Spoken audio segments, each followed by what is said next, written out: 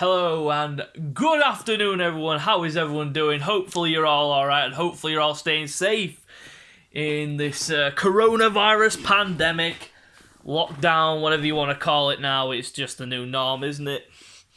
It's not going to change until the beginning of March, but we roll on. And welcome to the video. Today is deadline day, and today it seems like there is a movement afoot at Arsenal, because from what I'm gathering, from what I'm hearing, Shkodran Mustafi's contract has now been terminated and he is free to leave, so he will go to Schalke on a free transfer. Just like Socrates did when he joined Olympiacos, he terminated his contract with mutual consent, left Arsenal, and now has joined Olympiacos. So now Mustafi is doing the exact same thing. Termination of contract to Arsenal, joins Schalke on a free. The deadwood is officially gone. That is like, if you think about the amount of wages that we will be saving a week on 4 players, Mustafi, Ozil, Socrates, Kolasinac, those 4 alone will save us near 500, maybe above £500,000 a week in wages. £500,000 a week. That is how much those players were on in terms of like altogether, all the wages combined, near above 500k a week. That's mad. I am glad that we have decided to trim down the squad. Say you're out, you're out, you're out, you're out, you're out, you're out, you're out, you're out. Just going like that. Been ruthless with it. Not going in and going, oh, you know what, we'll leave it till the end of the season, see what happens, and then you can skirmish in the summer. Nope.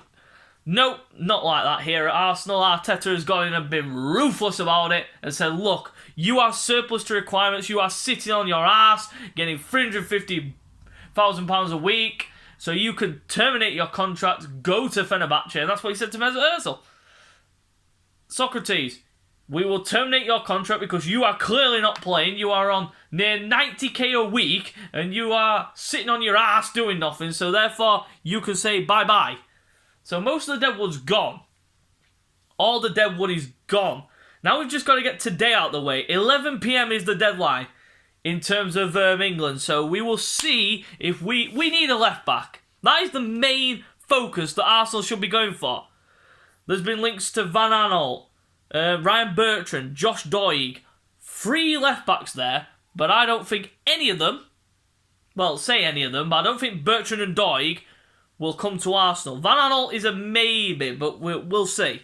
We'll see what happens in the coming hours until deadline day. No big deals to report either, as you expected. Deadline day has been stum in terms of how quiet it's been. Because January has been that month where it's been quiet as a mouse. But we roll on, and today is the day before the game against Wolverhampton Wanderers away from home. Now I've just seen something. There was rumours that Aubameyang and Saka were not going to be even close to the Arsenal squad for the game, but I've seen pictures of them in training. They were in full training today. They did a full training session. Supposedly Aubameyang's still in quarantine. He was training. Saka, he's recovered from his sore hip, so he should be in the squad. But if he isn't 100%, if he's completed a full training session, then he's recovered. But for me, I won't be throwing him straight back in, if you know what I mean. But just like easing him in a tiny bit. But you never know with Arteta, because if he's 100% fit, then he can go straight back in on the right side.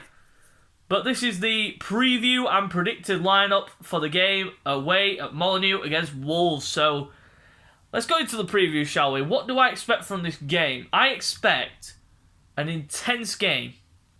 Away from home against Wolves, it's not an easy ground to go to, but Wolves, they have been absolutely shocking. They have been under par since the get-go. They started off well, but then they've gone. And most of that, I think, is to do with Raul Jimenez's injury.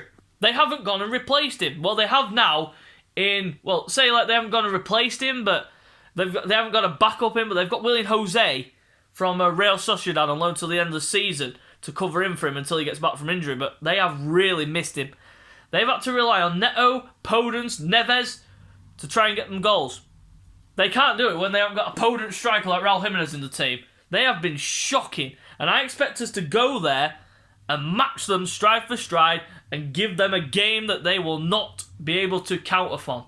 As in, like, we'll go there, and from the get-go, we'll do the high press and all that, and probably hound them into mistakes and such, and hit them on the brakes whenever need be.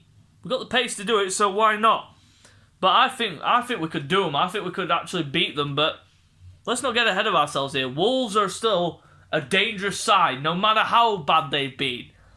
Nuno has got them playing some football that's literally good, but at the moment it's proving that they are not the team that they were a couple of seasons back when they won the Europa League last season. It's just gone wrong for Wolves this season, and it's not been the best from them. But with a win, we could get close to that top 4. We get close to the top 5. I would be happy if we get closer to the top, because everyone at the beginning, everyone during the run, when we went so many games without a win at home and such, and we were losing all these games like Aston Villa, Burnley, etc., Wolves, all these games, everyone was wanting Arteta lynched. Everyone wanted him out.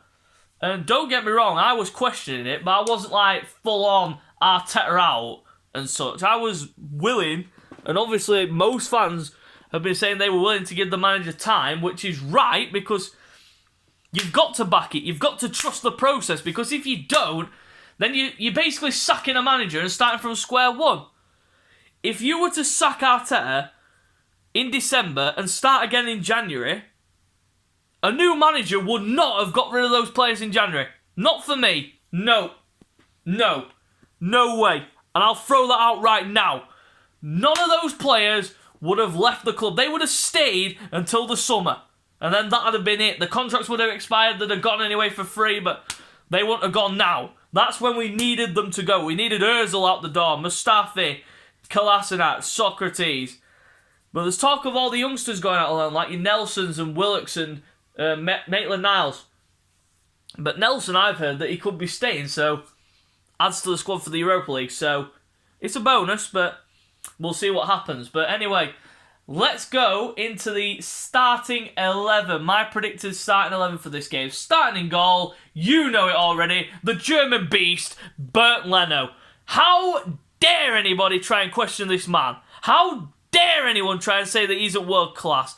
How dare anyone try and say he's not one of the best keepers in the league? That save from Fred the other night, you are saying that wasn't world class?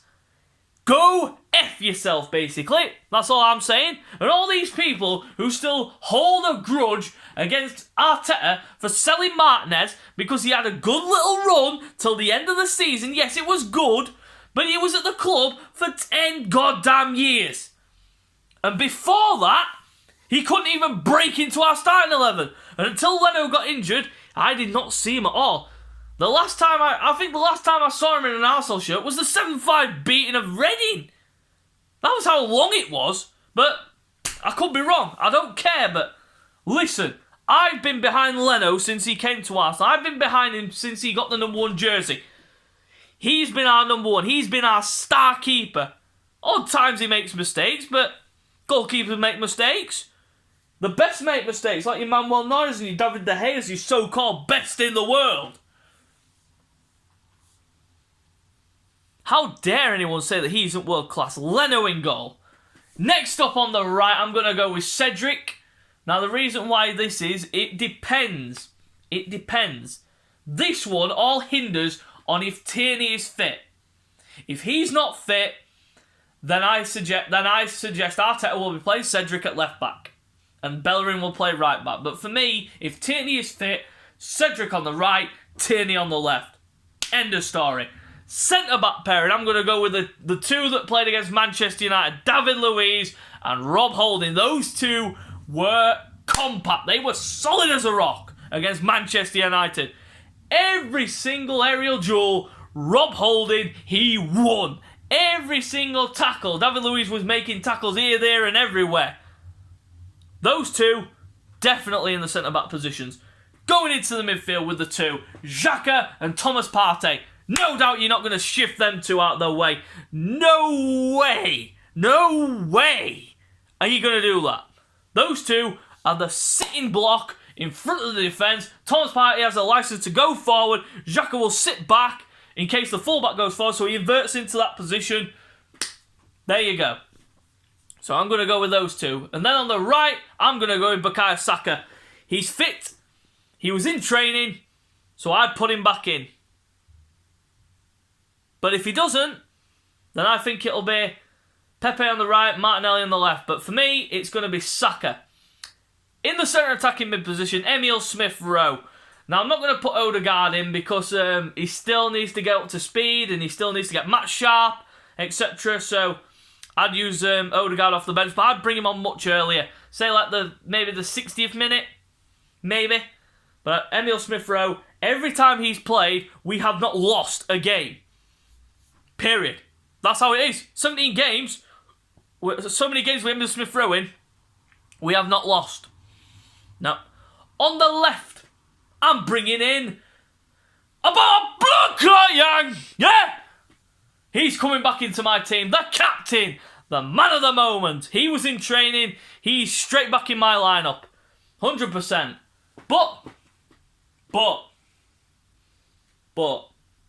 there is a stumbling block here. Nicola Pepe. He has been playing so well. What do? It's a conundrum. It's a conundrum. Do you play Aubameyang off the bench? Or do you use Saka? Or do you use Pepe even? Not Saka. But if Saka's not fit and he's on the bench, then Pepe starts on the right. So vice versa. We'll see what happens tomorrow. But if it was me, it's a tough one really, because I wouldn't...